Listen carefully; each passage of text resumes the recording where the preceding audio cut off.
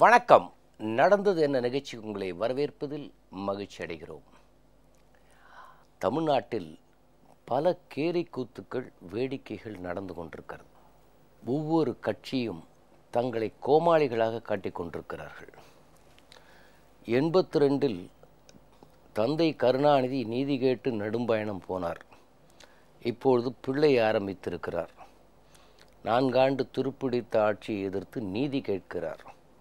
ஆனால் கட்சிக்காரர்களே என்ன சொல்கிறார்கள்னா, அவர் நீதி கேட்டு வரவில்லை, நிதி கேட்டு தான் வருகிறார். அவர்கள் ஒவ்வொரு ஊருக்கும் வருவதே நிதி சேகரிக்கவும், 65 மாவட்ட செயலாளர்களிடம் நோட்டு புத்தகத்தை கொடுத்து வாங்க வேண்டும் என்று வற்புறுத்தி இருக்கிறார்கள். அந்த வசூல் வேட்டைக்கு பலம் சேர்க்க வேண்டும் என்றால் கட்சியின் தலைவரோ தளபதியோ பெரிய கூட்டம் போட்டால்தான் இனி வசூலாகும் என்கிற நிலை. இந்த எதிர்க்கட்சிகளின் கேலி கூத்தும் அதிமுக அரசின் தொடர் சாதனைகள். அதில் முக்கியமாக அம்மா உணவகங்கள் ஆரம்பித்து கிராமப்புற பெண்களுக்கு கறவை மாடுகள், ஆடுகள் கொடுத்தோம். அம்மா மருந்தகம், அம்மா சிமெண்ட், தாலிக்கு தங்கம். இது தவிர இருண்டு கடந்த தமிழகத்தை வெளிச்சமாக்கியது. இது போக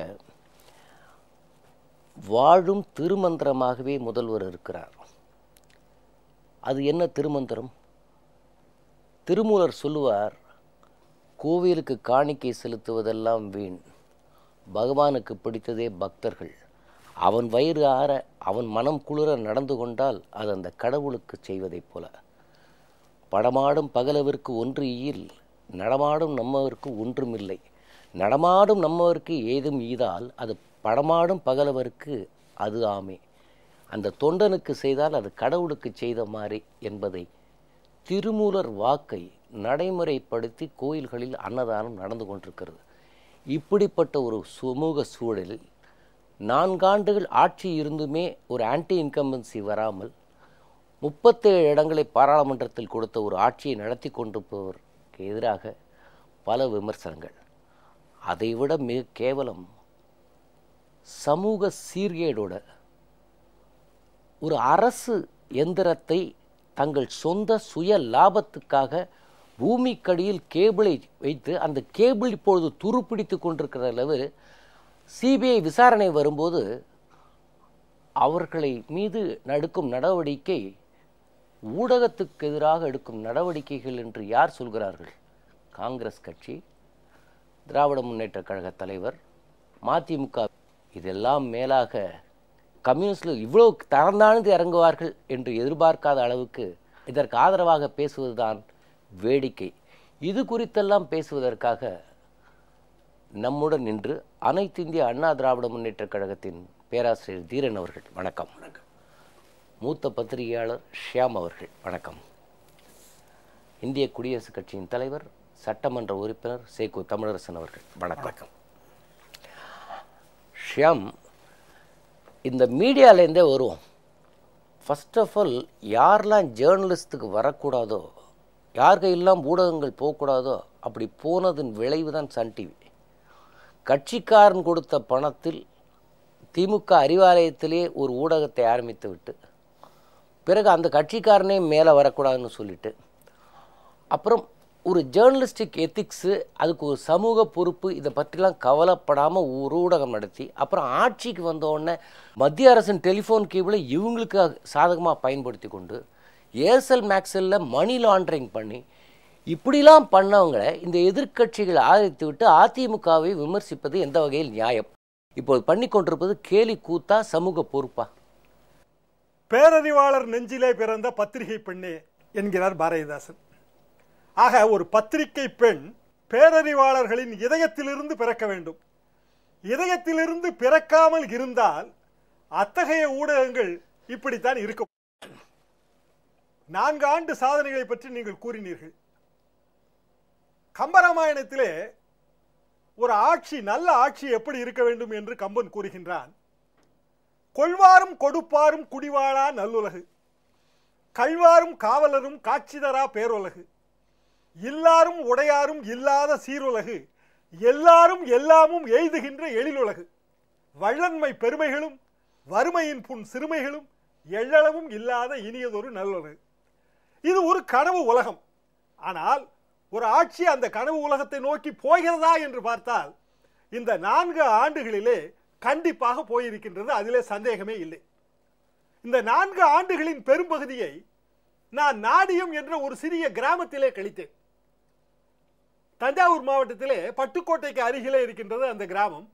அங்கு போய் மூலிகை பண்ணை, விவசாய ஆராய்ச்சி என்றெல்லாம் நான் அதில் ஈடுபட்டு கொண்டிருந்தேன், ஒரு விவசாய பட்டதாரி என்ற முறையிலே. அப்போதுதான் ஆட்சியின் சாதனைகள் கிராமங்களை எந்த அளவுக்கு வாழ வைத்திருக்கிறது என்பதை நான் கண்கூடாக பார்த்தேன். நீங்கள் சொன்னீர்களே தாலிக்கு தங்கம், அது எந்த அளவுக்கு அந்த நாடியம் கிராமத்திலே இருக்கின்ற ஏழை பெண்களுக்கு உதவியாக இருக்கின்றது. அது போக அதிலே 50,000 நிதி உதவி வேறு இருக்கிறது. 4 கிராம் திருமாங்கல்யத்திற்கு தங்கம், 50,000 நிதி உதவி, இல்லத்தரசிகளுக்கு இலவச மிக்சி கிரைண்டர். நான் இந்த நாடியம் கிராமத்திலே குறைந்தது 15 நாட்கள் நான் அந்த கிராமத்திலே தங்கியிருந்தேன். கிராமப்புற பகுதிகளிலே ஆட்சி 4 ஆண்டுகளிலே நடத்தி இருக்கின்ற சாதனை தமிழகத்தின் வரலாற்றிலேயே இல்லாத சாதனை என்று என்னால் அடித்து கூற முடியும். அதிலே சந்தேகமே இல்லை. அதுவும் இந்த தாய் திட்டம் இருக்கின்றதே, கிராமத்திலே இந்த உள்கட்டமைப்பு வசதிகளை மேம்படுத்துகின்ற திட்டம் மிகச்சிறந்த திட்டம்.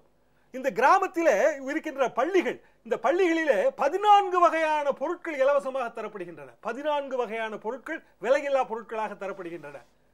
சிறு குழந்தைகளுக்கு கிரையான் பென்சில்கள் எனக்கு ரொம்ப பிடித்திருந்தது. அது அதாவது இந்த 1ஆவது வகுப்பு 2ஆவது வகுப்பு படிக்கின்ற கிராமத்து சிறார்கள் அவர்கள் கிரையான் பென்சிலை கனவில் கூட பார்த்திருக்க மாட்டார்கள். இந்த கிரையான் பென்சில்கள் அங்கு தரப்பட்டன. 10ஆவது வகுப்பு படிக்கும் போது 11ஆவது வகுப்பு படிக்கும் போது மடிக்கணினி. ஆக நகரத்திலே இருக்கின்ற நமக்கு ஒரு ஆட்சியின் சிறப்பு தெரிகிறதோ தெரியவில்லையோ, அல்லது எதிர்க்கட்சிகள் அதை விமர்சனம் செய்கிறார்களோ இல்லையோ, ஆனால் கிராமத்திலே இருக்கின்ற ஒவ்வொருவரும் இந்த 4 ஆண்டு ஆட்சியை நினைத்து வியக்குகிறார்கள். அவர்கள் நெஞ்சிலே வைத்து போற்றுகின்றார்கள் என்பதிலே எந்த சந்தேகமும் இல்லை.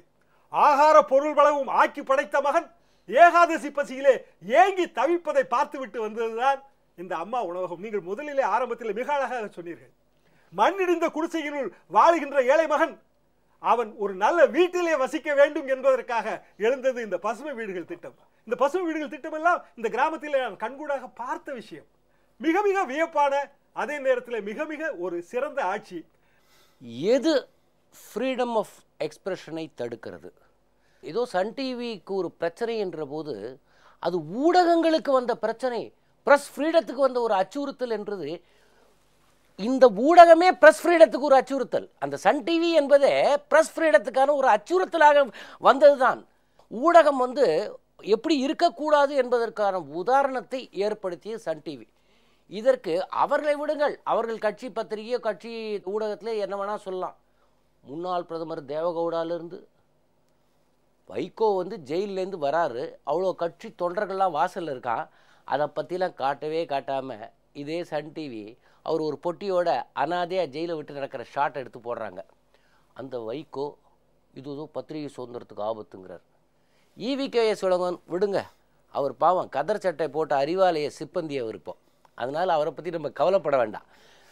ஆனால் கம்யூனிஸ்ட் கட்சியின் ராஜா போன்றவர்கள், ஊழலுக்கு எதிராக இவ்வளோ குரல் கொடுப்பவர்கள், சன் டிவி மேலே எதற்காக இந்த நடவடிக்கை? இதை பழிவாங்களா?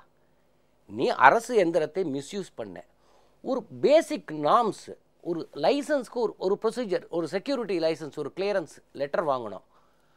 அந்த லெட்டரை கூட நான் வாங்க மாட்டேன். அப்புறம் அந்த ஃபைல் இன்ஃபர்மேஷன் டிபார்ட்மெண்ட்லேருந்து ஹோம் மினிஸ்ட்ரி கூட 10 வருஷம் போக விடாமல் ஃபைலை அரசு கோப்பையை தடுத்து இவர்கள் செல்வாக்கினால் வைத்தார்கள். 443 கோடி ரூபாய் என்று சொல்கிறார்கள். இப்படி ஊழல் பணத்தில் ஊடகம் ஆரம்பித்தவர்கள் மீது நடவடிக்கை என்றால் அது ஊடகத்துக்கு வருகிற அச்சுறுத்தலா? ஊடகத்துக்கு வருகிற அச்சுறுத்தல் இல்லை என்றால் இந்த சன் டிவியை பற்றி நீங்களும் நானும் மணிக்கணக்காக பேசிக்கொண்டே போகலாம். பல வகையிலே நாம் பாதிக்கப்பட்டவர்களும் கூட. இன்னும் சொல்ல போனால் எனது ஊடக அனுபவத்திலே 2004 VSNL ஒரு ஒப்பந்தம் போட்டு கிட்டத்தட்ட 150 நாட்கள் நாங்கள் நடத்திவிட்டோம். நடத்திவிட்ட பிறகு தயாநிதி மாறன் அவர்கள் அதற்கு பொறுப்பாகிறார். அதுவே மிகப்பெரிய தவறு. ஒரு குடும்பம் ஒரு தொழிலே இருக்கிறது, அந்த குடும்பத்தை சார்ந்த ஒருவரே அந்த தொழிலுக்கு ஒரு அகில இந்திய அளவிலே அவர் அமைச்சராக ஆக்கப்படுகிறார் என்பது எவ்வளவு பெரிய ஒரு கான்ஃபிளிக்ட் ஆஃப் இன்ட்ரெஸ்ட் என்பது உங்களுக்கு தெரியாது கிடையாது. இந்த ஊடகம் வரக்கூடாது என்பதற்காக விதிகளையே மாற்றினார். விதிகளையே தயாநிதி மாறன் அவர்கள் மாற்றினார்கள். நான் அவரை நேரடியாக பார்த்து முறையிட்ட போது, அது எதற்கு, தமிழகத்திலே சன் டிவி என்று ஒன்று இருந்தால் போதும், உங்களுக்கு என்ன வேண்டும் அதை நாங்கள் செய்து தருகிறோம், எதற்கு, யாருக்காகவோ எதற்காக நீங்கள் ஊடகம் நடத்துகிறீர்கள் என்று அவர் வெளிப்படையாக கூறினார். அதை எதிர்த்து நான் நீதிமன்றத்திற்கு போனேன். நீதிமன்றத்திலே அதற்கான ஆணை வாங்கி வந்தேன். ஆணை வாங்கி வந்த பிறகு விதிகளையே மாற்றிவிட்டார்கள். எப்படி ஒரு நியூஸ் சேனல் நடத்த வேண்டும் என்ற விதிகளையே சுத்தமாக மாற்றிவிட்டார்கள். பிறகு அந்த நியூஸ் சேனல் மெல்ல மெல்ல அழிந்து விட்டது. அதாவது தங்களுக்காக எதையும் அவர்கள் மாற்றுவார்கள் என்பதற்கு ஒரு உதாரணம். சார், உங்கள்கிட்ட கேட்குறேன், இந்த பெருந்தலைவர் காமராஜர் ஆட்சி என்று காங்கிரஸ்காரர்கள் சொல்வார்கள். பாவம், ரொம்ப வேடிக்கையாக இருக்குது. ப. சிதம்பரம் காமராஜர் வீட்டுக்கு போகிறாருங்கிறதுனால பயந்து போய் ஈவிகே செலவன் ஜிம்கானா கிளப்புக்கு வாசலில் இருக்க காமராஜருக்கு மாலை போட போயிட்டாராம். திமுக இந்த வாட்டி அவங்க ஆட்சியில் இருக்கும்போது அது இன்னும் கல்வி வளர்ச்சி நாள் அப்படின்னு ஒன்று அனௌன்ஸ் பண்ணாங்க. இந்த வாட்டி திமுக காமராஜரை கண்டுக்கவே இல்லை. உங்களுக்கு நினைவு இருக்கும், இவர் கருணாநிதி பொறுப்புக்கு வந்த உடனே, என்ன பெருந்தலைவர், நாங்கள்லாம் சிறுந்தலைவர்களா அப்படின்னு சொல்லி ஊராட்சி ஒன்றிய தலைவர் பதவிக்கெல்லாம் அப்போ பெருந்தலைவர்னு ஒரு பதவியை ஏற்படுத்தினார். அப்புறம் புரட்சி தலைவர் வந்து தான் அதை ஒன்றிய தலைவர் மாற்றினார். ஏன் காமராஜர் மறந்தாங்க, அதை சொல்லுங்களேன். பெருந்தலைவர் என்று காங்கிரஸ் கட்சி தமிழகத்தில் பல பிரதமர்களை உருவாக்கிய 9 ஆண்டு காலம் தேசிய அளவிலே காங்கிரஸ் கட்சியின் தலைவராக இருந்த ஒரு தமிழரை, பெரியாரால் பச்சை தமிழர் என்று பாராட்டப்பட்ட ஒரு தலைவரை காங்கிரஸ் கட்சி பெருந்தலைவர் என சிறப்பித்து ஒரு பட்டம் தந்து மகிழ்ச்சி அடைந்தது. இதை தாங்கிக் கொள்ள முடியாமல் திமுக தலைவர் கருணாநிதி ஆட்சிக்கு வந்த உடனே யூனியன் சேர்மன், இப்போ நம்ம சொல்லுவோம் பஞ்சாயத்து யூனியன் சேர்மன், இதை தமிழில் அரசு மொழிபெயர்த்து என்ன சொன்னாங்கன்னா ஒன்றிய பெருந்தலைவர். அவரை சிறுமைப்படுத்துறதுக்காக அந்த பெருந்தலைவர் என்ற அந்த பட்டத்தை சிறுமைப்படுத்த வேண்டும், பெரியவர் காமராஜரை சிறுமைப்படுத்த வேண்டும், அவர் புகழ்ச்சியை குலைக்க வேண்டும் என்பதற்காகவே திட்டமிட்டு, ஒரு காரணம் இல்லை, நீங்கள் சேர்மன் என்பதை எப்படி தமிழில் மொழிபெயர்ப்பீங்க?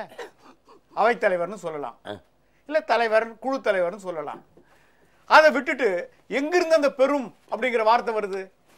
பஞ்சாயத்து யூனியன் சேர்மன், ஒன்றிய பெருந்தலைவர் அப்படின்னு தமிழில் மொழிபெயர்த்து தமிழில் இருக்கிற தமிழ்நாட்டில் இருக்கிற 374 ஊராட்சி ஒன்றியத்திற்கு பெருந்தலைவர் உருவாக்கினார், காமராஜரை சிறுமைப்படுத்த.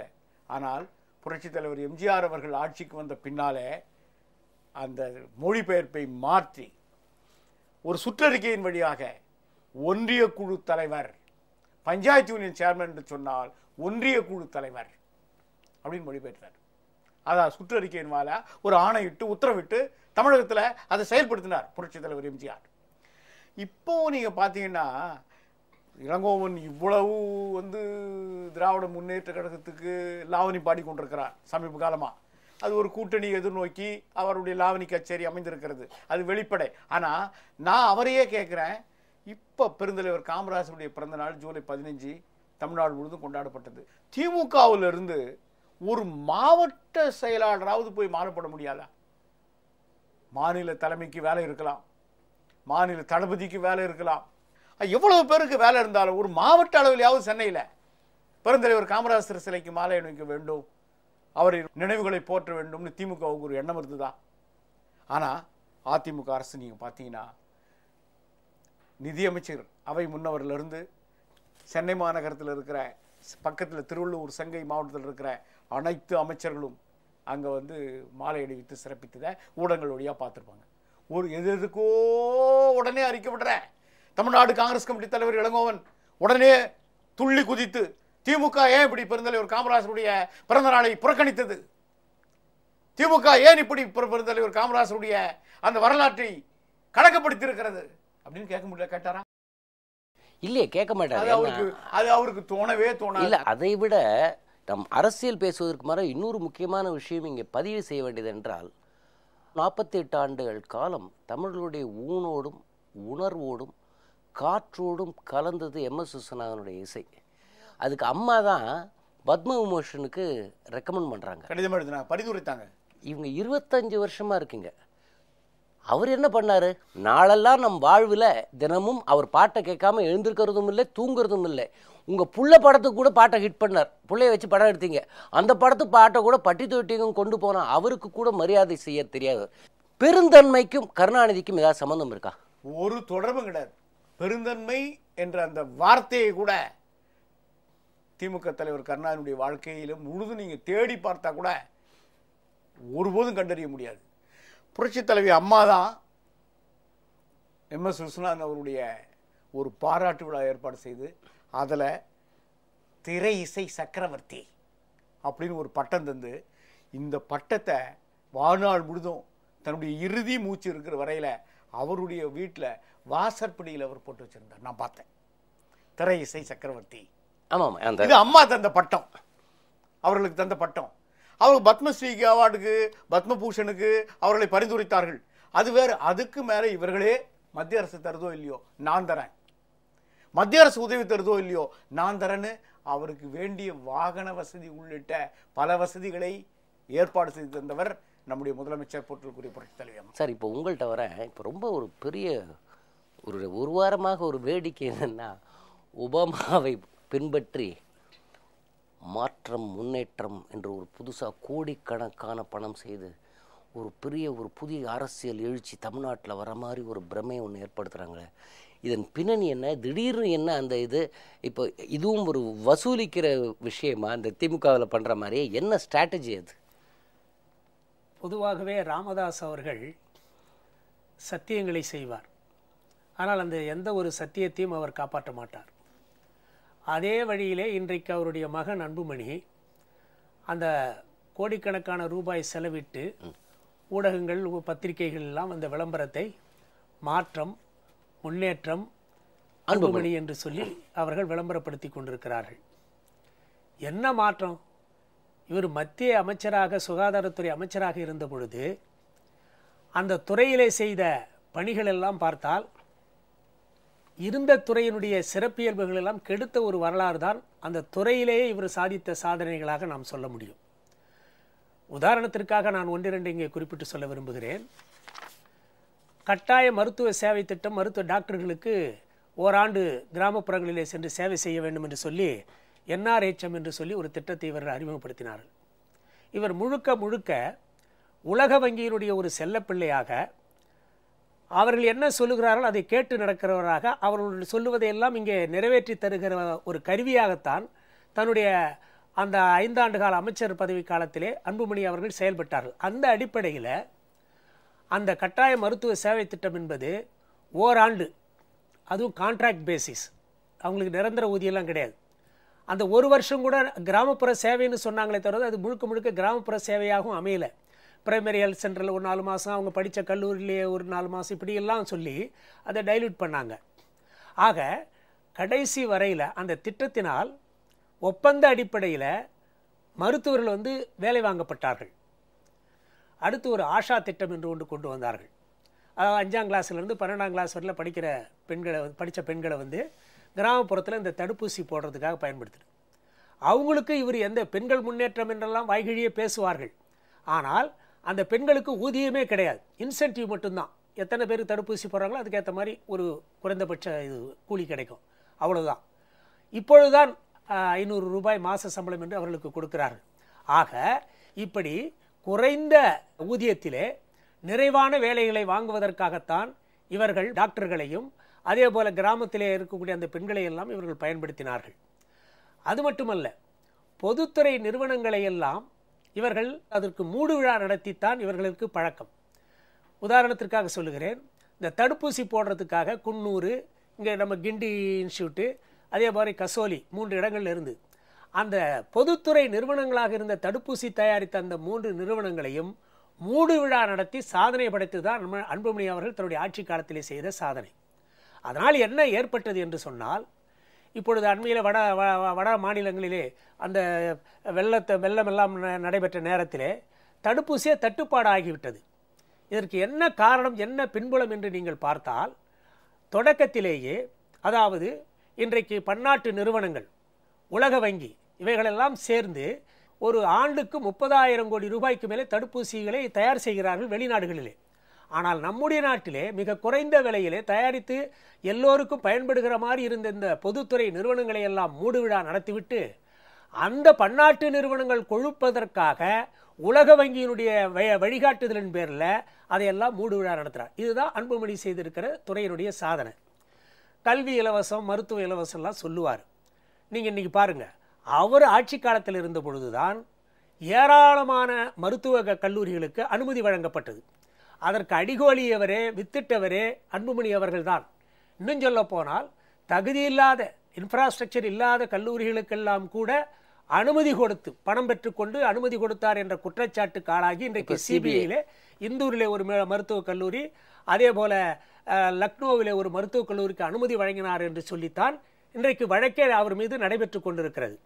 ஆக தனியார் கொழுப்பதற்காக அதிகமான கல்வி நிறுவனங்களை இவருடைய ஆட்சி காலத்திலே தான் தொடங்கப்பட்டது. இதில் என்ன மாற்றம் இருக்கிறது? வழக்கமாக மற்றவரெல்லாம் செய்வதை விட இவர் என்ன மாற்றம் செய்து விட்டார்? ஒன்றும் கிடையாது. அது மட்டுமல்ல, ஊழலை ஒழிப்பதாக சொல்லுகிறார். உங்களுக்கு தெரியும், அவர் கீழே பணி செய்த அதிகாரி கேத்தன் தேசாய்.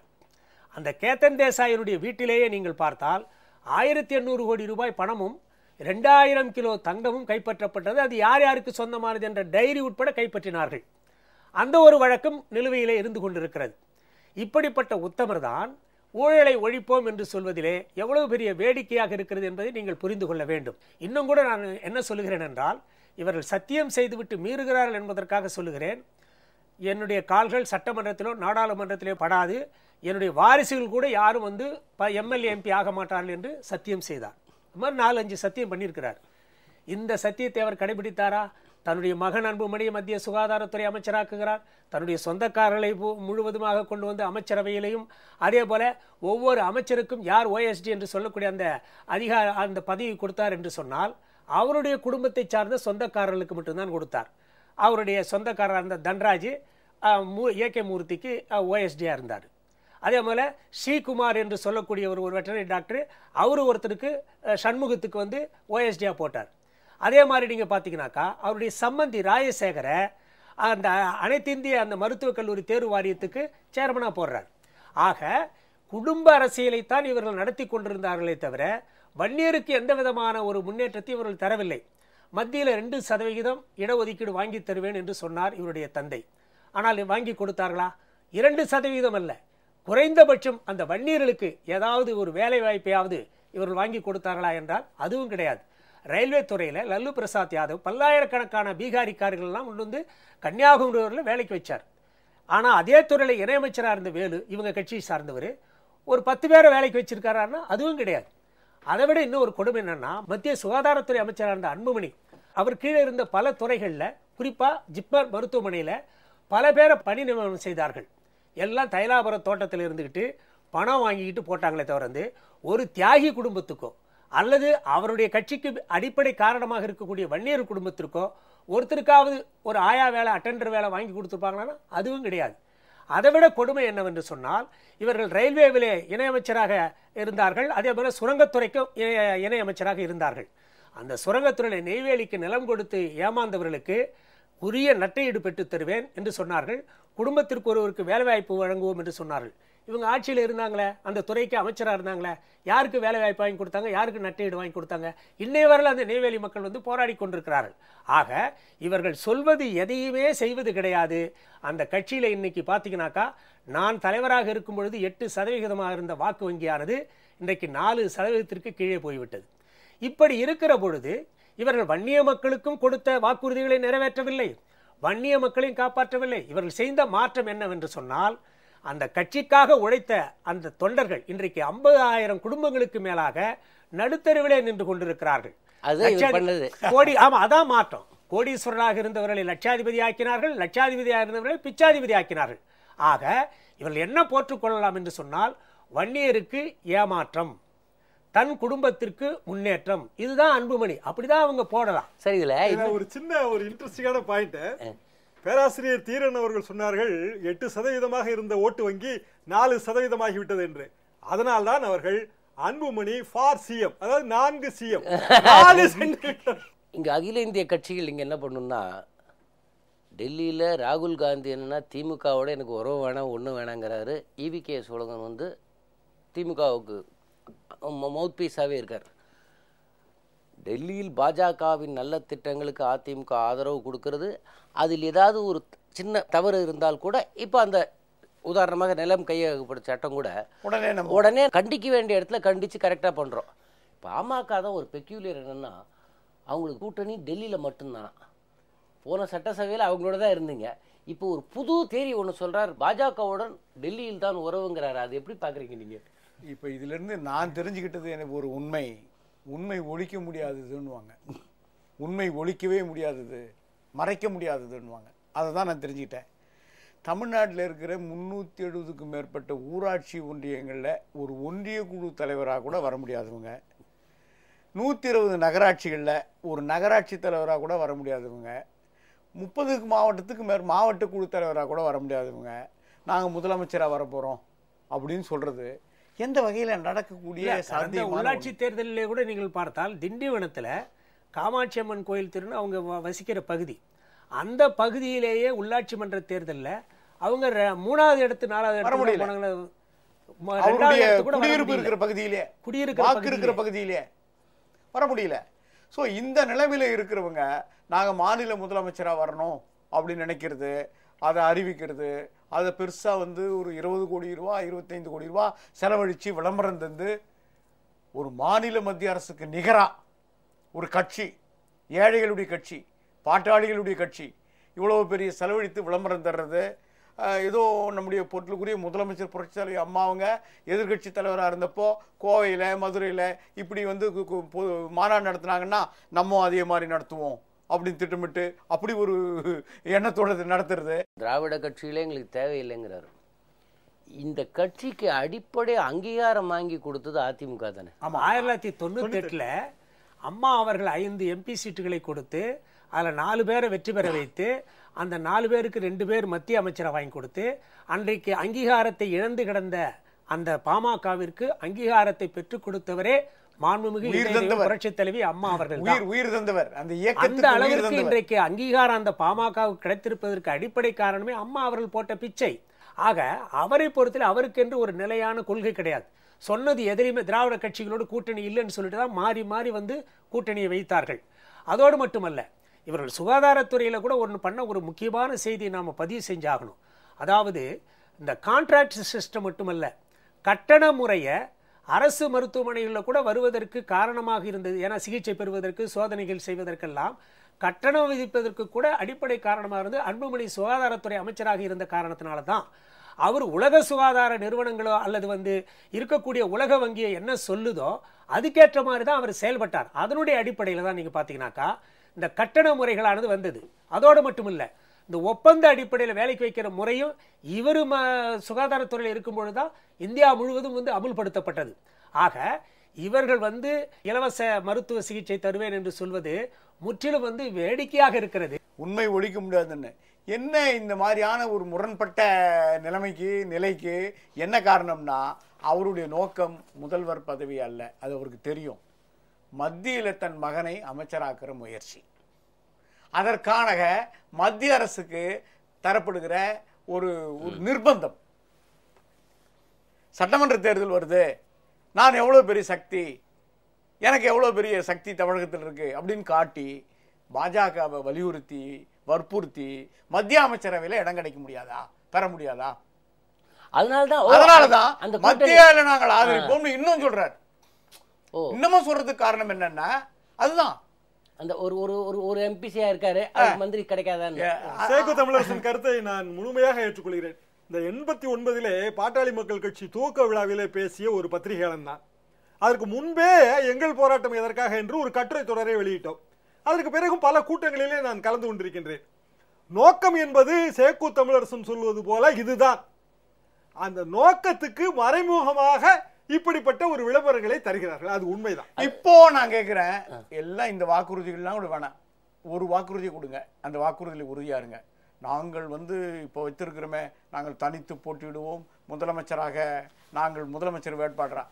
இன்னும் எஞ்சிய மத்திய அமைச்சரவையினுடைய 4 ஆண்டு காலத்தில் அவர்கள் பதவி தந்தால் கூட நாங்கள் பெறாமல் இருப்போம் அப்படின்னு ஒரு உறுதிமொழியை கொடுங்களேன்.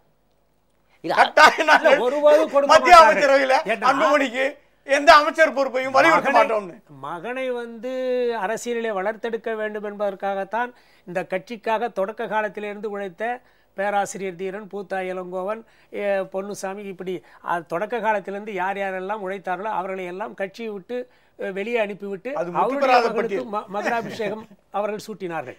ஆக அவர் எந்த காரணத்திலும் எந்த சூழ்நிலை இல்ல, அந்த விஷயத்துல அவர் திமுக தலைவர் அப்படியே பின்பற்றுகிறார். குடும்ப அரசியல், அதுதான் நான் சொல்றேன். யாரெல்லாம் ஸ்டாலினுக்கு போட்டியாக எதிர்காலத்தில் இருப்பார்களோ அவர்கள் எல்லாம் அழகாக அப்புறப்படுத்திய அந்த ஃபார்முலாவை தான் ராமதாஸ் கடைபிடிக்கிறார். ஆமா, இப்ப யாராவது அவங்க பிள்ளைக்கு போட்டியா வர்ற மாதிரி தெரிஞ்சா உடனே அவங்கள ஒண்ணு கட்சியை விட்டு தூக்கிடுவார். கடைசியில் வேல்முருகன் கடைசியில் தூக்கி எறியப்பட்டவர்.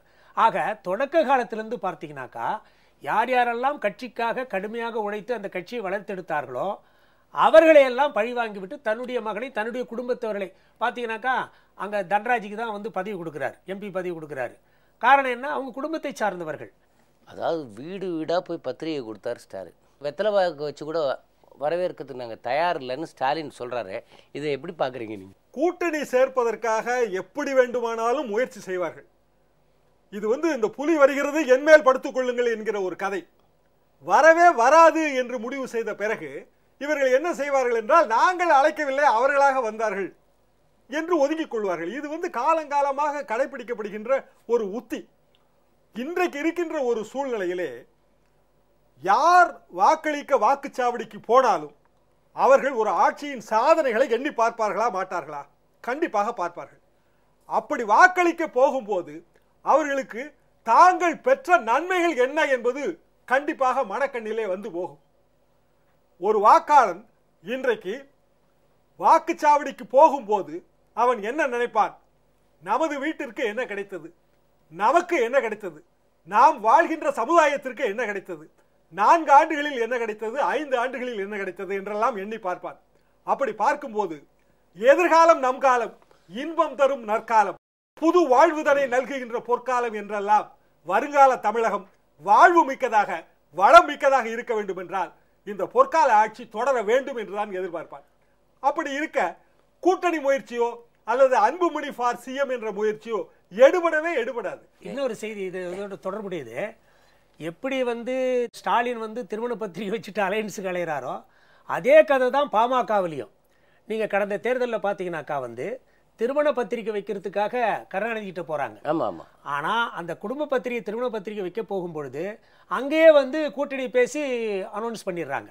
ஆக ஜனநாயகம், உட்கட்சி ஜனநாயகமோ அல்லது ஜனநாயகத்தை பற்றி எல்லாம் வாய்கிழியே பேசுவார்கள். இவங்க கட்சியில் என்ன ஜனநாயகம் இருக்கு? அங்க யாரையுமே கலந்துக்காம உடனே ஒரு பத்திரிகையை கொடுக்க போன இடத்துல அங்க அலையன்ஸை இவங்க முடிவு செய்யறாங்க. இதுதான் அந்த பாமகவில் இருக்கக்கூடிய ஒரு சர்வாதிகாரமான தன்மை. அங்க டாக்டர், அவங்க அப்பா, அவங்க மகன் சின்ன ஐயா, இவங்க என்ன முடிவு எடுக்கிறாங்களோ அதுதான். அதை மீறி அந்த குடும்பம் தான். அந்த குடும்பத்தை தாண்டி வேற யாரும் எங்க அங்க ஒருத்தர் முடிவு எடுக்க முடியாது. இன்னொரு செய்தியை நீங்க முதல்ல மனசுல வச்சுக்கணும். இவர்கள் ஊழலை பற்றி பேசுகிறார்கள் அல்லவா? பயனீர்ல ஒரு ஊழல் குற்றச்சாட்டு. இங்க வேக்சின் பார்க்குன்னு சொல்லிட்டு செங்கல்பட்டுல தொடங்குறதுக்கு டாக்டர் இளங்கோவனுடைய மனைவி அவருடைய பெயர்லையும் அன்புமணியினுடைய மனைவி சௌமியா இவங்க 2 பேரும் சேர்ந்து அங்க அந்த தடுப்பூசி தயாரிக்கிற ஒரு இது ஈடுபட்டாங்க. அந்த குற்றச்சாட்டானது பத்திரிகைகள் எல்லாம் பரவலாக வெளிவந்த பிற்பாடு உடனடியாக என்ன செய்தார்கள்? அதை அப்படியே அமைதிப்படுத்தி விட்டார்கள். ஆக இவர்கள் ஊழலை பற்றி பேசுவது ஒன்று, ஆனால் ஊழலை ஒழிப்போம் என்று சொல்வார்கள். இவளே ஊழலுக்கு அடிப்படை காரணகர்த்தாவாக வித்திட்டு கொண்டிருப்பார்கள். இது ஒரு பக்கம். இன்னொரு பக்கம் என்ன செய்வார்கள்? சில நிறுவனங்களை மிரட்டுவதற்காக, உதாரணத்துக்கு நீங்க பார்த்தீங்கன்னா பான் பராக்கெல்லாம் தடை பண்ணிட்டோம், இது எங்க சாதனை, 108 ஆம்புலன்ஸ் கொண்டு வந்தோம், இது இவங்க சாதனை இல்லை.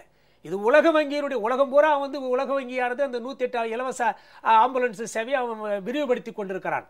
அதில் ஒரு அங்கமாக தான் இவங்க இங்கே செஞ்சாங்களே தவிர இது இவங்களுடைய சாதனை இல்லை. அதே மாதிரி தான் இந்த புகையிலை, பான்பராக் போன்றவர்களாம் தடை செய்யணும்னு சொல்லி அது உலகம் பூரா சர்வதேச நாடுகளில் இன்னைக்கு படிப்படியாக அமுல்படுத்தி கொண்டு வருகின்ற ஒரு திட்டம். அதை இவங்க புகையிலைக்கு தடை அப்படின்னு சொன்னாங்க. சரி, நான் கேட்குறேன், பெப்சி, கொக்கோ கோலாவில் பெஸ்டிசைட்ஸ் என்று சொல்லக்கூடிய பூச்சிக்கொல்லி மருந்துகள் அதிகமாக இருக்கு, அதனால பிபி, சுகர்ல இருந்து ஒபிசிட்டின்னு சொல்லக்கூடிய அந்த உடல் பருமன்ல இருந்து பல்வேறு வகையான நோய்கள் வருதுன்னு சொன்னாங்க. ஏன் அதை தடை பண்ணல? ஆக ஸ்டெர்லைட் ஆலையை எடுத்து போராட்டம் நடத்துவாங்க. அங்க மறைமுகமாக ஒரு பேரம் செய்வார்கள். அதே போல எங்க என்ன ஒரு பிரச்சனையாக இருந்தாலும் மணல் கொள்ளையா அதை எடுத்து பண்ணுவான். இவங்க கட்சிக்காரனே மணல் எல்லாம் கடத்தலாம் ஈடுபடுவான். இந்த மதுவிலக்கு கூட எதற்காக இவர்கள் வலியுறுத்துகிறார்கள் என்று சொன்னால், கள்ளச்சாராயம் பெருகுவதற்கும் தன்னுடைய கட்சிக்காரர்கள் கொழுப்பதற்கும் அது ஒரு வாய்ப்பாக அமைந்துவிடும் என்ற காரணத்தினால தான் அதை இவங்க ஒரு மறைமுகமாக சொல்றாங்களே தவிர உண்மையிலே இவர்களுக்கு மதுவிலக்கு கொள்கையிலே அக்கறையும் கிடையாது, ஆழ்ந்த ஈடுபாடும் கிடையாது. அதாவது திமுகவுக்கு சென்ற முறையே என்னன்னா, கூட்டணி இல்லை என்றால் திராவிட முன்னேற்ற கழகம் இல்லை என்பது போன வாட்டியே தெரிஞ்சுது. 94 இடங்கள் தான். ஒரு வலுவான காங்கிரஸ் தலைமையாக இருந்தால் திமுக அந்த ஆட்சி பண்ணியிருக்கவே முடியாது. 2006 to 2001 ஆட்சியே கிடையாது. அது கூடா நட்பு. ஆமாம், கூடா நட்பு, மைனாரிட்டி அரசுன்னு அம்மா சொல்லிக்கிட்டே இருந்தது. காரணம் தான் வீடு வீடாக போய் இன்விடேஷன் கொடுத்துட்டு இப்போ யாரையும் நான் வெத்தலை பாக்க வச்சு அழைக்க மாட்டேன் அப்படின்ற சொல்லுகிற ஊருக்கு ஒரு தலைப்பு, மதுரைக்கு ஒரு தலைப்பு, இப்போ கடலூருக்கு எடுத்துக்கிட்டாங்க. துருப்பிடித்த 4 ஆண்டுகளுக்கு நீதி கேட்டு ஒரு நெடும் பயணம் அப்படிங்கிறார். இந்த வெத்தலை பாக்கு வச்சு அழைக்காது, இப்போ இந்த நீதி கேட்ட நெடும் பயணம், இந்த காமெடியை எப்படி பார்க்குறீங்க? அது பதில் சொல்லறதுக்கு முன்னாடி நம்ம பேராசிரியர் தீரன் சொன்னது போல அதில் எனக்கு ஒரு கருத்து. இது பாட்டாளி மக்கள் கட்சி முதல்வர் வேட்பாளர் அறிவிக்கிறது ஏதோ அதிலேயே ஏகப்பட்ட முரண்பாடு. இது முதல் முறை இல்லை. ஒரு 20 ஆண்டு காலமாக நான் இவரை முதல்வர் ஆக்குவேன், அவரை முதல்வர் ஆக்குவேன், நிறைய முதல்வர் அவர் ஆக்கிட்டார். அவர் முதல் முழக்கமே தமிழகத்தில் ஒரு தாழ்த்தப்பட்டவரை முதல்வர் ஆக்குவேன், அப்புறம் சுழற்சி முறையில் முதல்வர் ஆக்குவேன், இப்போ கடைசியாக மகன்கிட்ட வந்திருக்காரு. அதனால் இந்த முழக்கம் பாட்டாளி மக்கள் கட்சிக்கு புதிய முழக்கம் அல்ல. இது நிறைய 20 ஆண்டு காலமாக முழங்கி பல பேர் இப்போ முதலமைச்சராக்கி கடைசியாக தான் வந்திருக்காரு. அது விடுங்க, அது விட்டு தள்ளுங்க, மக்களே விட்டு தள்ளுவார்கள். நீதி கேட்டு இப்போ பேரணி திராவிட முன்னேற்ற கழக பொருளாளர் திமுக தலைவருடைய மகன் திரு மு க ஸ்டாலின் இதை மதுரைக்கு ஒரு தலைப்பு, கோவைக்கு ஒரு தலைப்பு, கடலூருக்கு ஒரு தலைப்பு அப்படின்னு பல தலைப்பு வச்சுக்கிட்டு இருக்காரு. உண்மையில் அந்த தலைப்பு ரொம்ப பொருள்மிக்க தலைப்பு. அவர் மக்கள்கிட்ட போய் நிதி கேட்குறாரோ இல்லையோ, கட்சிக்காரங்கிட்ட நிதி கேட்குறாரு, நிதியும் கேட்குறாரு, நீதியும் கேட்குறாரு. என்ன நீதினா என்னப்பா இது? ராமதாஸ் கூட ஒரு முதலமைச்சர் வேட்பாளர் சொல்றாரு. டிராபிக் ராமசாமி கூட நான் அடுத்த முறை 234 தொகுதியிலும் போட்டிடுவேன், நான் அடுத்த முதல்வர் வேட்பாளர்னு சொல்றாரு. அவர் கூட சொல்றாரு. இந்த மாதிரி நிறைய கட்சிகள்லாம் சொல்ல ஆரம்பிச்சிருக்கு. ஏற்கனவே இவ்வளவு காலம் ஆட்சியில் இருந்தவங்க இப்ப எதிர்கட்சி கூட பொறுப்பை கூட பெற முடியாம விழுந்து கிடக்கிறோம், 3வது இடத்துல இருக்கோம். இன்னமும் இவர் உட்கார்ந்துக்கிட்டு முதல்வர் வேட்பாளர்னா சஸ்பென்ஸ்ங்கிறார். யார் முதல்வர் வேட்பாளர்னா சஸ்பென்ஸ், மர்மம்ங்கிறார். அந்த மர்மம் முடிச்ச தந்தையின் போக்குக்கு எதிராக நீதி கேட்டுதான் நீதி கேட்டு மதுரைக்கு போகிறார், கோவைக்கு போகிறார், கடலூர் போகிறார், கட்சிக்காரன் கிட்ட எல்லாம் கேட்கிறார், நீதி கேட்கிறார். எப்ப இதற்கு விடிவு காலம்? எப்ப இதற்கு விடிவு காலம்? வெறும் வேட்பாளர்னாவது என்ன சொல்லக்கூடாதா? இவர் முதல்வர் வேட்பாளர்னாவது என்ன சொல்லக்கூடாதா? அது நான் அடைய முடியாத கனவாக இருந்தாலும் அந்த கனவை வார்த்தைகளிலே கூட நான் அனுபவிக்க கூடாதா அப்படின்னு நீதி கேட்கிறார். அப்படிப்பட்ட ஒரு நீதி கேட்ட நிகழ்ச்சியாகத்தான் இது நடந்து கொண்டிருக்கிறதே தவிர வேற என்ன. 4 ஆண்டு காலமா இன்னைக்கு ஒரு தனிநபர் வருமானம் தமிழகத்தில் உயர்ந்திருக்கு. தொழில் வளர்ச்சி, கல்வி வளர்ச்சி, மருத்துவ வளர்ச்சி, எல்லா வகையிலும் வேளாண்மை வளர்ச்சி. இதை பலமுறை பழைய ஐக்கிய முற்போக்கு கூட்டணி அரசானாலும் இப்ப இருக்கிற பாஜக அரசானாலும் எல்லா பரிசுகளையும் முதல் பரிசு. டெத் ரேட்ஸ் பார்த்தீங்கன்னா இன்ஃபான்டிசைட்ஸ் சொல்லக்கூடிய அந்த டெத் ரேட்ஸ், அதற்கு கூட உலக சுகாதார மையத்திலிருந்து விருது வாங்கியிருப்பது தமிழ்நாட்டில் தான். இல்லை, இப்போ நீங்கள் அந்த பட்டியல் வச்சிருக்கார. இப்போ இன்னைக்கு நான் கேட்க போகிறேன், பறக்கும் சாலை ஏன் அந்த பறக்கும் சாலை சென்னையில் உருவாகலை? துறைமுகத்திலேருந்து மதுரை வாயில் வரைக்கும் அது உருவாகலை? ஏன் நிலுவையில் இருக்குது? இப்போ இந்த நீதி கேட்குற பொதுக்கூட்டத்தில் அது ஒரு கோரிக்கை. யார்? உச்சநீதிமன்றத்தில் வழக்கு இருக்குது, சிபிஐ விசாரணையில் இருக்குது. பிரதமர் தொடங்கி வச்ச ஒரு திட்டம் சிபிஐ விசாரணையில் இருக்குன்னா அந்த திட்டம் 9 கிலோமீட்டர் எப்படி 19 கிலோமீட்டர் ஆச்சு? இத்தனை கோடிக்கு போடப்பட்ட திட்டம் எப்படி 1000 கோடி மதிப்பீடு உயர்ந்தது கேட்குறாங்க. 9 வளைவுகள், அதாவது பறக்கும் சாலையில் வளைவுகளே இருக்கக்கூடாது, ஆனால் 9 வளைவு வருது, வளைஞ்சு வளைஞ்சு போகுது. அது வளைவற்ற ஒரு பாதை பறக்கும் சாலை. அதில் நிறைய சரக்கு உந்துகள் வரணும், அதனால வளைவு கர்வ்ஸ் இருக்கக்கூடாது. ஏன்? ரியல் எஸ்டேட்டு, சொந்த கட்டடங்கள் பாதிக்கக்கூடாது, வாங்கிய கட்டடங்களுக்கு பாதிப்பு வரக்கூடாது. இதனால 9 இடத்துல வளைஞ்சு போற பாதை சிபிஐ விசாரணையில் இருக்க. பிரதமர் தொடங்கிய திட்டம் நிலுவையில் இருக்க. மன்மோகன் சிங் அடிக்கல் நாட்டினார். யார் பொறுப்பு இதுக்கு? அம்மாவா பொறுப்பு? அம்மா நியாயம் கேட்டார்கள். குடிசை மக்களுக்கு எந்த வகையிலும் எந்த நிலையிலும் பாதிப்பு வராத வகையில் இந்த திட்டம் அமையணும், அது மட்டும்தான் என்னுடைய கோரிக்கை. அம்மா கேட்டது அதான் கேட்டாங்க. 1,00,000 குடிசைகள் இங்கிருந்து சென்னை விட்டு அகற்றப்படுகிற ஒரு அவலம், அதிலிருந்து குடிசை வாழ் மக்களுக்கு பாதுகாப்பு வேணும், அப்படிப்பட்ட ஒரு நிலைமை வேணுங்கிறதுக்காக தான் அந்த திட்டம் இன்றைக்கு வழக்கில் இருக்கு. இதை சொல்லுவாரா, தெளிவுபடுத்துவாரா? ஆக இது அவருக்கு நீதி கேட்கிற ஒரு நிகழ்வு, அவ்வளவுதான். இது மக்களுக்கு தெரியும். இந்த ஜப்பான் நிறுவனத்தோட எல்லா ஒப்பந்தமும் ஆன பிறகு இவர் ஜப்பானுக்கு போனார். அது சென்ட்ரல் கவர்மெண்ட்டில் எல்லாம் ஆயிடுச்சு. அதுக்கப்புறம் அங்கே போனார். அப்புறம் இவங்க இந்த ஆட்சி வந்த உடனே 73% அந்த வேலைக்கு ஆக வேண்டிய தொகையை ஒதுக்கி அதான் சார் விறுவிறுன்னு வந்தது. இப்போது திடீர்னு உடனே அது நான் தான் கொண்டு வந்தேன், அது நான் சொல்லுவது தவறு என்றால் என் மேலே வழக்கு போடுங்கிறார். அப்புறம் பண்ணாத ஒரு வேலைக்கு தந்தை ஒரு பாராட்டு விழாவும் நடத்திக்கிட்டார். இந்த 2 கேலி கூத்தையும் எப்படி பார்க்குறீங்க நீங்கள்? ஒரு ஆட்சி, ஒரு திட்டம் வந்தால் எந்த ஆட்சியிலே அந்த திட்டத்திற்கு ஒதுக்கப்பட்ட நிதி அதிகமாக செலவிடப்படுகிறது என்பதை வைத்துத்தான் அந்த திட்டத்தை ஆட்சி நிறைவேற்றியதா இல்லையா என்பதை ஜனங்கள் பார்ப்பார்கள். முல்லை பெரியாறு அணையிலே 142 அடியாக உயர்த்தி இருக்கிறோம். ஆக முல்லை பெரியாறு அணையிலே எப்போது உயர்த்தினார்கள், எந்த ஆட்சி உயர்த்தியது என்றுதான் தென்னகத்து மக்கள் பார்ப்பார்கள். காவிரி பிரச்சனையிலே எப்போது நீர் பெற்று தரப்பட்டது என்றுதான் தஞ்சை மக்கள் பார்ப்பார்கள். அதுபோல இந்த மெட்ரோ ரயில் திட்டத்திலே யார் ஒதுக்கின காலத்திலே அதிகமாக பணம் செலவிடப்பட்டது, யார் திட்டத்தை நிறைவேற்றி வைத்தார்கள், யாரால் தூங்கி வைக்கப்பட்டது என்பதெல்லாம் பார்ப்பார்கள். இந்த பெருமை போய் சேர்ந்து விடக் கூடாது என்பதற்காக இவர்கள் ஜப்பானுக்கு நாங்கள் போய் வந்ததால்தான் மெட்ரோ ரயில் திட்டம் நிறைவேறியது என்பதை போல சித்தரிக்க முயற்சிக்கிறார்கள். மக்கள் இதை பார்த்து கொண்டுதான் இருக்கிறார். 3% வேலையை செய்தவர்கள் 97% வேலையை செய்தவர்களோடு சேர்ந்து நாங்கள் தான் இதற்கு பொறுப்புன்னா 97% நிதியும் நடவடிக்கையும் யாருடைய ஆட்சி காலத்தில் நடந்தது? இல்லை, அதுக்கு தான் அந்த பலன் அதிமுக செய்திருக்கிறது வரப்போகிறது என்று தெரிஞ்சுதான் உடனே ஒரு போராட்ட அறிவிப்பாது. ஆமாம், ஏற்கனவே நீங்கள் பார்த்தீங்கன்னாக்கா அந்த ஒகேனக்கல் கூட்டு குடிநீர் திட்டம், வேலூர் கூட்டு குடிநீர் திட்டம் இதெல்லாம் வரப்போகிறது என்று தெரிந்த உடனே அந்த நேரமாக பார்த்து என்ன பண்ணுவார், கிருஷ்ணகிரியில் போயிட்டு ஒகேனக்கல் கூட்டு குடிநீர் திட்டத்துக்கு நாங்கள் தான் அடிக்கல் நாட்டினோம், அது செஞ்சோம் இதை செஞ்சோன்னு சொல்லுவார். அப்புறம் பத்திரிகையாளர்களை கூப்பிட்டு என்ன பண்ணுவார், வேலூர் கூட்டு குடிநீர் திட்டம் எங்களால் தான் முதல்ல வித்திடப்பட்டது, ஒப்பந்தம் போடப்பட்டது என்றெல்லாம் சொல்லுவார்கள். ஆக இவர்களுக்கு இதே இந்த மெட்ரோ ரயில் திட்டத்தில் கூட இவர் தலைமைச் செயலாளருக்கு கடிதம் அனுப்புகிறார். இது 2012 முடிஞ்சிருக்க வேண்டிய திட்டம் அப்படின்னு சொல்லி. அதுக்கு தலைமைச் செயலாளர் தெளிவாக சொல்லிடுறாரு, இது 15-16 தான் முடியும், நீங்கள் அப்படி வழக்கு போகிறதா இருந்தால் போடுங்க, அதை நாங்கள் எப்படி எதிர்கொள்ள முடியுமோ அப்படி எதிர்கொள்வோன்னு சொன்ன உடனே அதோட வாயை மூடிக்கிட்டார்.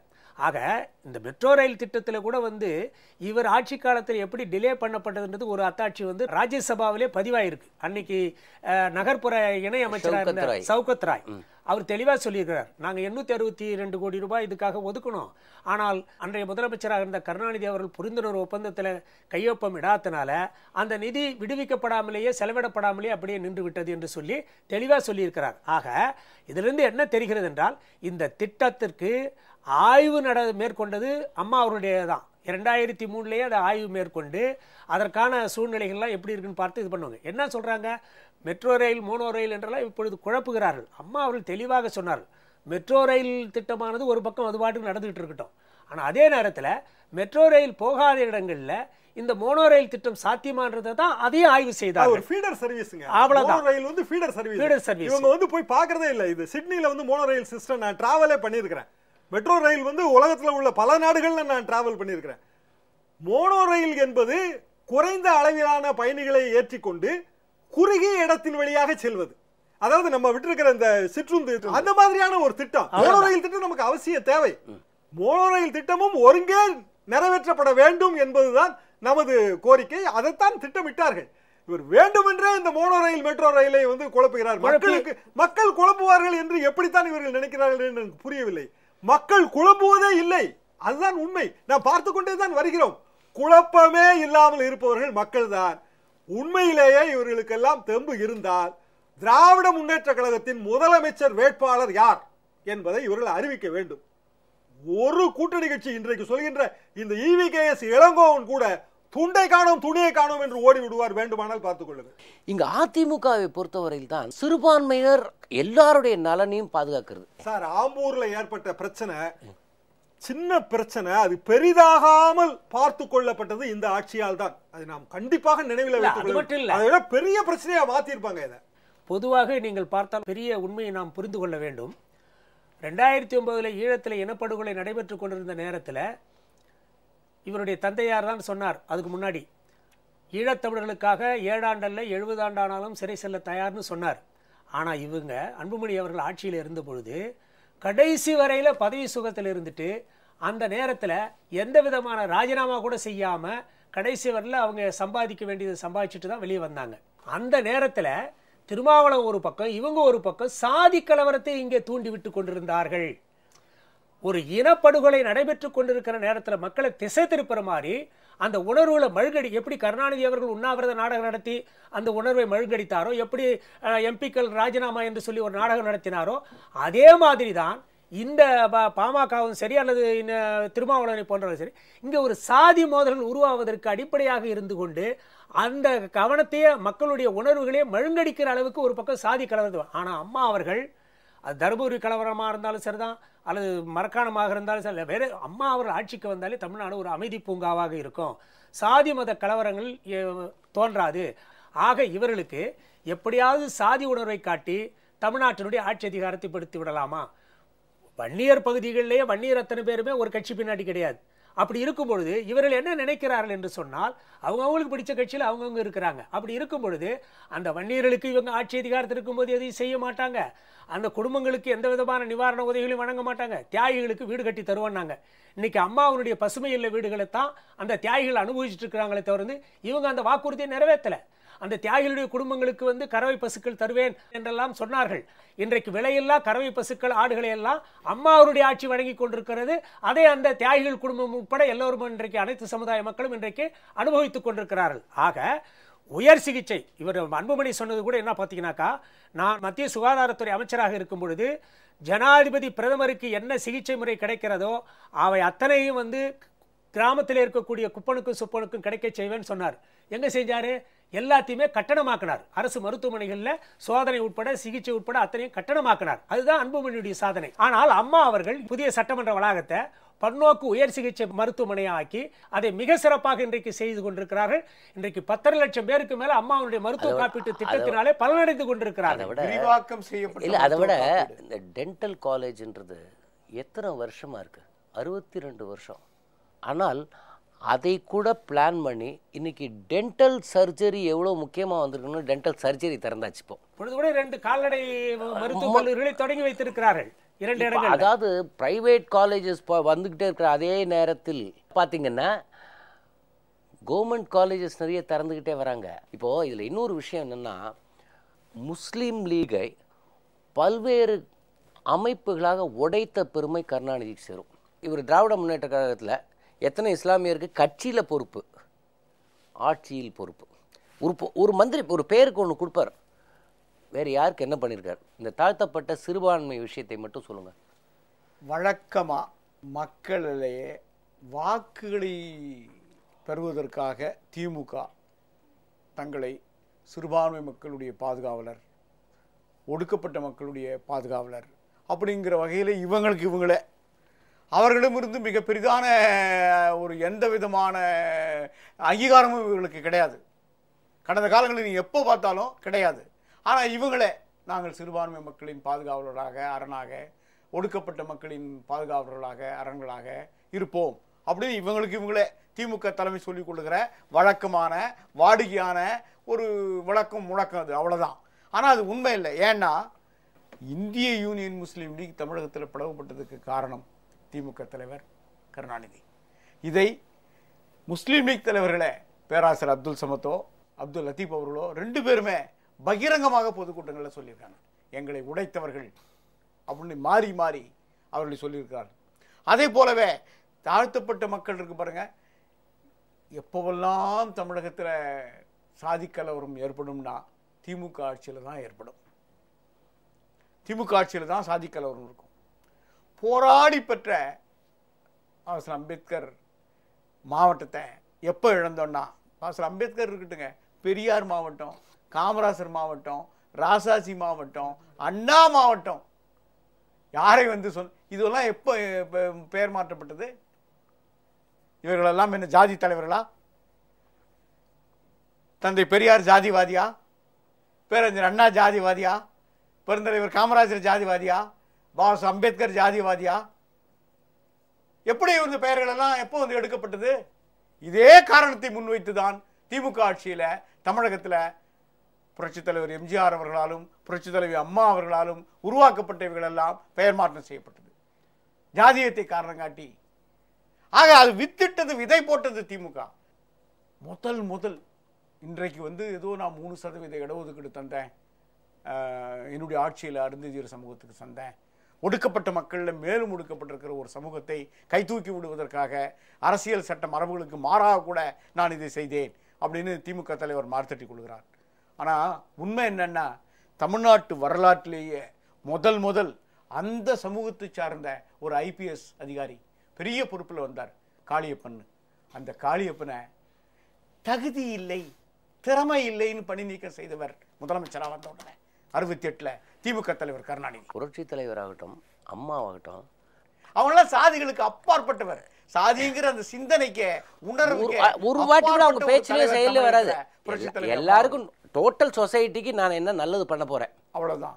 அடுத்த ஜெனரேஷன் என்ன பண்ண போறேன். இப்போ நீங்க சொன்னீங்களே இந்த கிரேயன்ஸ் ஸ்கூல் இதெல்லாம் ஒண்ணு. இன்னைக்கு காமராஜரோட மதிய உணவு திட்டம் என்பது மிகப்பெரிய புரட்சி. அதற்கு பிறகு எம்ஜிஆர் அவர்கள் அந்த மதிய உணவு திட்டத்தை விரிவுபடுத்தினார்.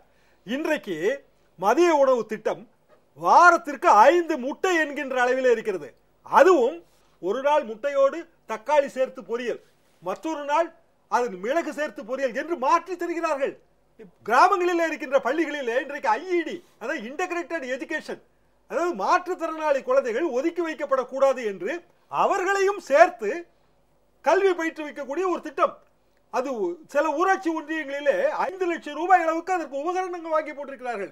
இதெல்லாம் நான் கிராமத்திலே கண்கூடாக பார்த்தது, நான் அசந்து போய்விட்டேன். 40 ஆண்டு கால நண்பர்னு சொன்ன திமுக தலைவர் கருணாநிதி இந்த, அதாவது தமிழகத்திலேயே ஒரு சமூக மாற்றத்துக்கு அடிப்படையாக இருந்த இந்த சத்துணவு திட்டத்தை புரட்சித் தலைவர் எம்ஜிஆர் சத்துணவு திட்டம்னு வச்சா, அதை மாற்றி முதலமைச்சர் சத்துணவு திட்டம்னு வச்சவர். நிலம் கையகப்படுத்த சட்டம் மத்திய அரசு, அனைத்து இந்த அண்ணா திராவிட முன்னேற்ற கழகம் அதற்கு ஆதரவு கொடுத்தது. இப்போது அதில் 10A என்ற ஒரு புது பிரிவுலாம் வந்த உடனே எதையும் பிளண்டாக சப்போர்ட் பண்ணலை. மக்களை பாதிக்கும் என்பதனால் அதில் சில திருத்தங்களை செய்ய வேண்டும், இல்லை என்றால் நாங்கள் ஆதரிக்க மாட்டோம்னு இப்போ சொன்னாங்க. ஆதரித்ததற்கும் அவர்கள் காரணம் சொன்னார்கள், ஏன் இப்போ ஆதரிக்கவில்லை என்பதற்கும் காரணம் சொன்னார். இது அரசியல் ஸ்டண்ட்னு ராமதாஸ் சொல்கிறாரே, இது எப்படி நீங்கள் பார்க்குறீங்க? அது எப்படி அரசியல் ஸ்டண்ட் ஆகும்? ஏற்கனவே மாண்புமிகு அம்மா அவர்கள் இந்த மீத்தேன் எரிவாயு திட்டத்திற்கு காவிரி படுகை பாலைவனமாக்குவதற்காக கருணாநிதியினுடைய ஆட்சி காலத்திலே மு.க. ஸ்டாலினாலே அந்த ஒப்பந்தமானது போடப்பட்டது. பிறகு இவர்களே ஒப்பந்தம் கொடுத்து விட்டு கடைசியில் என்ன செய்கிறார்கள்? மக்கள் எதிர்க்கிறார்கள், அம்மா கடுமையாக எதிர்த்தார்கள். அம்மா ஆட்சிக்கு வந்த உடனே அந்த திட்டத்தை உடனடியாக நிறுத்தினார்கள். அதே மாதிரி கெயில் திட்டத்தையும் நிறுத்தினார்கள். ஆக மக்களை பாதிக்கிற எந்த ஒரு திட்டமாக இருந்தாலும் மாண்புமிகு அம்மா அவர்கள் அதை அனுமதிக்கிறது கிடையாது.